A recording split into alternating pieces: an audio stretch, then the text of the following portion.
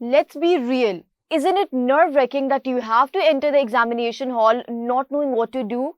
Do not worry. I am going to take all that worry for you and butter it with a detailed lecture on paper pattern with respect to 9th Punjab board. जब हम paper की बात करते हैं, अपने English की specifically बात करते हैं, तो हमारे पास जो टाइम एलोकेट किया जाता है, जो मार्क्स एलोकेट किए जाते हैं, मार्क्स टोटल 75 होते हैं एंड जो टाइम होता है, हमने अपना पेपर कंप्लीट करना होता है 2.5 आवर्स के अंदर. इसके अंदर हमारा ऑब्जेक्टिव एंड सब्जेक्टिव दोनों का टाइम इंक्लूडेड होता है. अब क्योंकि ऑब्जेक्टिव पेपर भी है, सब्जेक्टिव पेपर भी है, तो हम जो एलोकेशन होती है वो किस तरह होती है. ऑब्जेक्टिव के लिए हमारे पास टाइम होता है 20 मिनट्स और इसके मार्क्स होती है 19. Now why 19 marks? Because we would be having 19 MCQs and each MCQ would be comprising of 1 mark. Now moving to the subjective part, हमारे पास यहाँ पे कितना टाइम होता है, इसको 2 hours and 10 minutes allocate किए जाते हैं and the total marks are 56. Now the subjective portion, it is divided into so many parts. हम one by one करके detail analysis करेंगे कि किस तरह से segregation होती है. So the first question जो कि हमारे पास आता है, that is regarding the multiple choice questions, that is yet again divided into 4 parts. अब ये 4 parts कौन से हैं भाई? We will be moving towards that on the later part of the lecture. But second जब हम सब्जेक्टिव स्टार्ट करते हैं, वहां पे हमारे पास शॉर्ट क्वेश्चंस आते हैं जो कि ऑब्वियसली टेक्स्ट बेस्ड होते हैं, एक्सरसाइज बेस्ड होते हैं. उर्दू की ट्रांसलेशन होती है जिसमें हमारे पास पैसेजेस होते हैं and we have to translate that passage into Urdu, English का passage into Urdu. Then we have summary और पैराफ्रेजिंग. समरी हमें पता है कि हमने पूरी जो भी हमारी पोएम होती है उसका एक क्रक्स मेंशन करना होता है. And what is paraphrasing? Paraphrasing में हमने वर्सेस को सिंपल वर्ड्स के अंदर एक्सप्लेन करना होता है with reference to context. Then we have idioms and phrases. इनमें हमने सेंटेंस कंस्ट्रक्शन करनी होती है, ऐसी कंस्ट्रक्शन जिसमें मीनिंग बहुत इलाबोरेट वे के अंदर हम एक्सप्लेन कर पा रहे हो. Then we have letter, dialogue और स्टोरी. 3 हमारे पास क्वेश्चंस होती हैं, इसके अंदर 3 ऑप्शंस होती है जिसमें से हमने 1 ऑप्शन चूज करनी होती है. We have comprehension passages, we have English translation जिसके अंदर हमने उर्दू को इंग्लिश में ट्रांसलेट करना होता है. एंड द लास्ट पार्ट जो कि परटेन करता है, that is with respect to the active and passive voice. अब अगर हम एमसीक्यूज को लेट अलोन बात करते हैं, सो एमसीक्यू का जो पेपर होता है, यानी जो आपका ऑब्जेक्टिव पेपर होगा, वो सेग्रीगेटेड होता है इनटू 4 पार्ट्स. अब ये 4 पार्ट्स कौन से होते हैं? सबसे पहला होता है correct form of verb, then we have correct spelling, then we have synonyms, and the last part is with respect to your grammar. Now the correct form of verb, नाम से पता चल रहा है इसमें हमने क्या करना होता है. हमारे पास डिफरेंट एमसीक्यूज की स्टेटमेंट्स होती हैं ऑब्वियसली, एंड उसके अंदर हमने कंस्ट्रक्शन को देख के, सेंटेंस के स्ट्रक्चर को देख के, डिफरेंट मार्कर्स को आइडेंटिफाई करते हुए we have to see, we have to find out कि यहाँ पे वर्ब की कौन सी फॉर्म लगेगी. वी वुड बी filling in the first form of verb, second form of verb, base form use करेंगे, थर्ड फॉर्म यूज करेंगे, हम क्या फॉर्म ऑफ वर्ब इस्तेमाल करेंगे. एंड इसके लिए हमारे पास 5 MCQs एलोकेटेड होते हैं, 5 मार्क्स पे कंप्राइज कर रहा होता है. Obviously this is tensed based. Then हमारे पास होता है क्वेश्चन 1 का B part which is regarding the correct spelling, और इसके लिए सिर्फ 4 मार्क्स होते हैं, 4 MCQs होते हैं, और इसके अंदर आपके पास ऑप्शंस होती हैं and out of those options आपने करेक्ट स्पेलिंग्स को आइडेंटिफाई करना होता है. After these two we have the synonyms and grammar. अब synonyms and grammar में हम क्या करते हैं कि जो synonym का पोर्शन होता है उसके अंदर हमारे पास 5 मार्क्स होते हैं, 5 मार्क्स एलोकेट किए जाते हैं. Because why? हमारे पास 5 MCQs होते हैं, और इन synonym पोर्शन में हमने क्या करना है कि ये हमारे पास certain words दिए जाते हैं एंड उन वर्ड्स के हमने मीनिंग्स बताने होते हैं. मीनिंग स्केलिंग है, ऐसे वर्ड्स आइडेंटिफाई करने होते हैं जिनके मीनिंग्स सेम होते हैं. And then we have the grammatical portion. अब ग्रामेटिकल पोर्शन में क्या करना होता है? अब हमें पता है कि जब हम ग्रामर की बात करते हैं उसमें बहुत ज़्यादा फीचर्स होते हैं, बहुत ज़्यादा कॉम्पोनेंट्स होते हैं. पर्टिकुलरली स्पीकिंग हमारे पास 8 पार्ट्स ऑफ स्पीच होते हैं जिसके अंदर क्या होता है? We have nouns, we have articles, pronouns, conjunctions, interjections. There are so many things जो कि इसके अंदर आती हैं. तो जब हम ग्रामेटिकल पोर्शन अपना अटेम्प्ट करते हैं, so what do we have? We have certain statements and in those statements a chunk of words और a certain word would be underline, and then you would be required to tell कि ये underline word क्या है. Does it belong to the category of a noun, pronoun, conjunction है, क्या चीज़ है? इसके अलावा आपसे सेंटेंस की कंस्ट्रक्शन के रिलेटेड पूछा जा सकता है कि ये कौन सा टाइप ऑफ सेंटेंस है, with respect to the function भी हो सकता है, with respect to the structure भी हो सकता है, लाइक कंपाउंड कॉम्प्लेक्स सेंटेंस है, ये कॉम्प्लेक्स सेंटेंस है, सिंपल सेंटेंस है, या फिर ये एक्सक्लेमेटरी सेंटेंस है, किस तरह की फॉर्मेशन है, ये सारी चीजें हमसे पूछी जा सकती हैं। फ्रेजेस के बारे में पूछा जा सकता है, क्लॉजेस के बारे में पूछा जा सकता है, यानी in short whatever we cover in the grammatical portion, कोई भी चीज आपसे पूछी जा सकती है। इसके भी 5 मार्क्स होते हैं एंड 5 ही एमसीक्यूज होते हैं। Now moving forward to the subjective portion, जिसका फर्स्ट पार्ट हमारे पास होता है in the form of short question answers. Now short questions के लिए the total marks allocated are 10 marks and this question is divided into 2 further parts. जो 2A होते हैं उसमें what do we have? We would be given 5 questions and obviously these questions would be coming from your lessons. आपका जो text है उनमें से 5 questions होते हैं and out of these 5 questions you have to attempt 3 questions. आपने 3 attempt करने हैं and हर question की weightage क्या होती है? Each question carries 2 marks.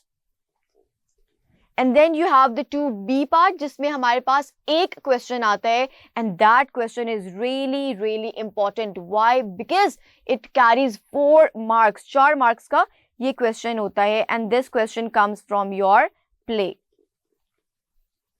All right. Total आपको 2 questions दिए जाते हैं out of which you have to attempt 1 question. And these questions are basically based on analysis mostly.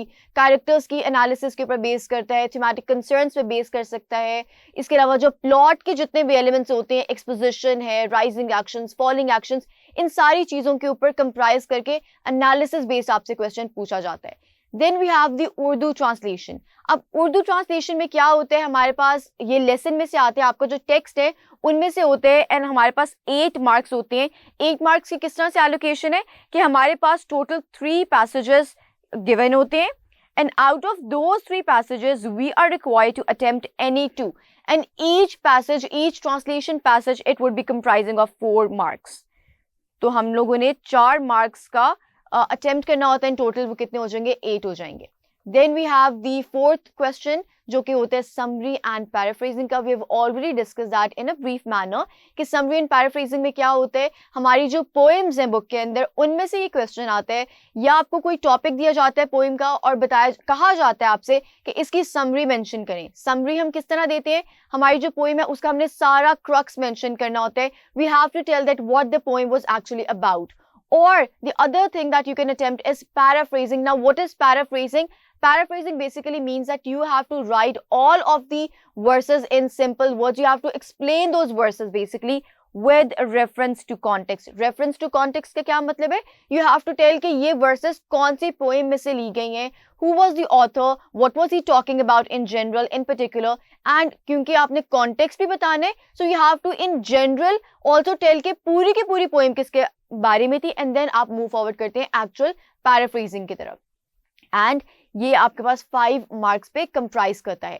Moving forward to the idioms and phrases. idioms and phrases क्या होते हैं, आपके पास different words भी आ सकते हैं, idioms भी आ सकते हैं एंड phrasal verbs हो सकते हैं जिनके आपने सेंटेंस कंस्ट्रक्शन करनी होती है. Now you would be given 8 idioms or words or phrases and you would be attempting any 5. All right. और ये जब भी सेंटेंस की कंस्ट्रक्शन करनी है, you have to ensure that the construction, the sentence formation should be in such a way that the meaning of the word or phrase is clear. आपने बहुत ही basic और जेनेरिक सेंटेंसेस नहीं बना रहे हैं जिससे मीनिंग ही क्लियर ना हो पाए. सो जब भी सेंटेंस की कंस्ट्रक्शन करेंगे, मीनिंग बहुत बेहतरीन तरीके से आपका क्लैरिफाई होना चाहिए. You have to do justice with the sentence construction. All right. Then we have letter, story and dialogue. अब इस क्वेश्चन में हम क्या करते हैं, हमारे पास लेटर आता है, हमारे पास स्टोरी होती है and we would be given a topic जिसके ऊपर हम लिखेंगे विद रिस्पेक्ट टू डायलॉग. अब ये बहुत ही एक वास्ट क्वेश्चन होता है, हमारे पास बहुत ज़्यादा ऑप्शंस होती हैं and we have to attempt any one. जब लेटर आप अटेम्प्ट करोगे, यू हैव टू इंश्योर कि अगर आपको लेटर का प्रॉपर फॉर्मेट आता है, आपको पता है कि ग्रीटिंग्स किस तरह है, सैल्यूटेशंस किस तरह है, हेडिंग्स किस तरह से आपने प्रॉपर लाइक बिल्ड करनी है सैल्यूटेशंस वगैरह के रिगार्डिंग, बॉडी पैराग्राफ्स को किस तरह से आपने कंस्ट्रक्ट करना है, आपके जो एग्जामिनेशन हॉल और जो इस तरह के आप एड्रेस लिख रहे होते हैं वो आपने किस तरह से करनी है, कंक्लूड किस तरह से करना है, सारी चीज़ें अगर आपको बेहतरीन आती हैं, फॉर्मेट आते हैं, लेटर आपने तब अटेम्प्ट करना है. अगर आपको लगता है कि नहीं मैं पंक्चुएशन में या किसी भी रिस्पेक्ट से गलती कर सकता हूँ, then you can obviously write the story. Story जब राइट करते हैं तो ऑब्वियसली हमने उसका एक लेसन बताना होता है कि भाई इस स्टोरी से हमने क्या लेसन लर्न किया है. या फिर आप डायलॉग भी लिख सकते हैं. डायलॉग में क्या होता है, ऑब्वियसली हम लोगों ने 2 कैरेक्टर्स को अपने सामने रखना होता है, देन हमने उस पर्टिकुलर टॉपिक के ऊपर उनकी कॉन्वर्जेशन बिल्ड करनी होती है. ऑलराइट, एंड इसके लिए हमारे पास 8 मार्क्स एलोकेटेड होते हैं. Moving forward we have the comprehension passages. Comprehension passages में क्या होते हैं कि हमारे पास जो ग्रामर और कॉम्पोजिशन की बुक है उनमें से आपको आ सकते हैं, या फिर अगर जनरल भी आ जाए तो आप लोग अटेम्प्ट कर पाओ. अब इसमें होता क्या, that we would be given a certain comprehension passage, we would analyse that. किस तरह से, हमारे पास टेक्निक्स होती हैं स्किम एंड स्कैन की. Now what I mean by skimming and scanning, skim का मतलब होता है कि आपके पास जब एक टेक्स्ट आता है तो आपने उसको जिसको हम उर्दू में कहते हैं कलोकियल लैंग्वेज में भी से मोटा मोटा पढ़ना होता है, तो आपने एक नज़र दौड़ानी है, आपने टेक्स्ट को देखना है कि इसमें क्या क्या बातें हो रही हैं. ऑलराइट, आपने 2 से 3 दफ़ा उसको स्किम थ्रू करना है. And after skimming through what you are going to do कि आपके पास 5 क्वेश्चंस वहां पे मेंशन होते हैं एंड हर क्वेश्चन कैरीज 2 मार्क्स. तो आपने हर क्वेश्चन को पढ़ना है and then after reading one particular question आप क्या करोगे, आप मूव फॉरवर्ड करोगे टुवर्ड्स स्कैनिंग. अब स्कैनिंग का क्या मतलब है, scanning is basically that part जिसके अंदर आप अपने टेक्स्ट को सामने रखते हो, आप अपने पैसेज को सामने रखते हो and then you are going to find the keywords.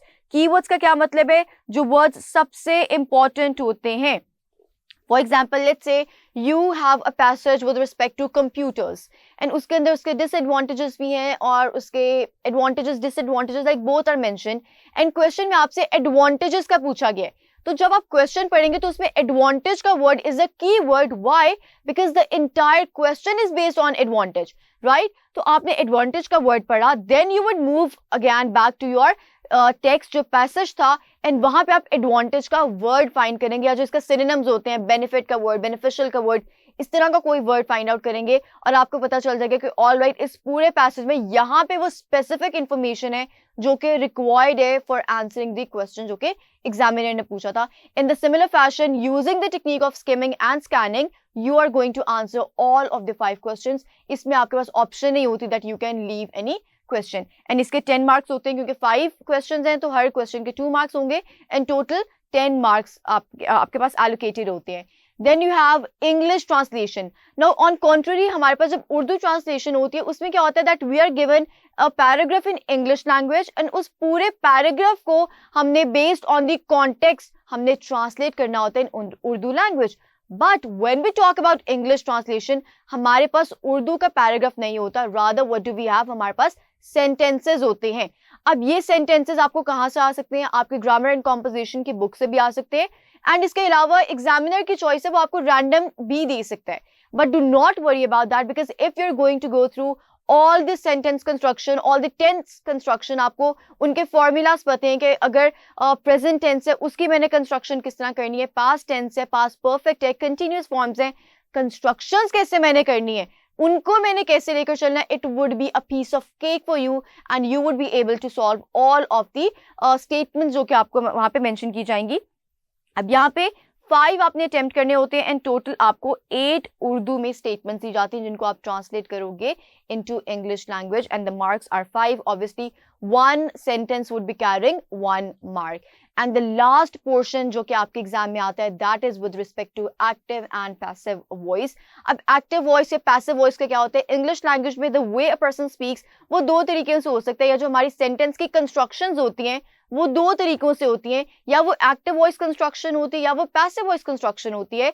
अब active voice and passive voice के कंस्ट्रक्शन के डिफरेंट रूल्स होते हैं हमारे पास एंड देन इसके अलावा हमने आइडेंटिफाई करना होता है सब्जेक्ट को, ऑब्जेक्ट को, और उसके अकॉर्डिंग हम लोग चेंज कर पाते हैं. तो हमारे पास डिफरेंट तरीकों से ये क्वेश्चन पूछा जा सकता है. We could be given certain sentences जो कि एक्टिव वॉइस में एंड उनको हमने सारे रूल्स को सामने, सारे पैरामीटर्स को सामने रखते हुए पैसिव वॉइस कंस्ट्रक्शन में चेंज करना है, या फिर आपके पास पैसिव वॉइस कंस्ट्रक्शन में सेंटेंसेस हो सकते हैं जिनको हमने एक्टिव वॉइस में कंस्ट्रक्ट करना है, चेंज करना है, या फिर they could be a mixture of both. आपको एक्टिव एंड पैसिव दोनों सेंटेंसेस ये हो सकते हैं और आपने उनको एक दूसरे के अंदर कन्वर्ट करना है, आपने चेंज करने उन्हें. All right, so this was all with respect to the paper pattern of grade 9, and I'm sure, I'm 110% sure that after this lecture सारे questions आपके जो mind में होंगे कि किस तरह से हमारे पास questions आ सकते हैं, how to attempt, how to prepare, वो सारे के सारे questions आपके answer हो जाएंगे, and after this you would be able to prepare for your examination in the best possible way.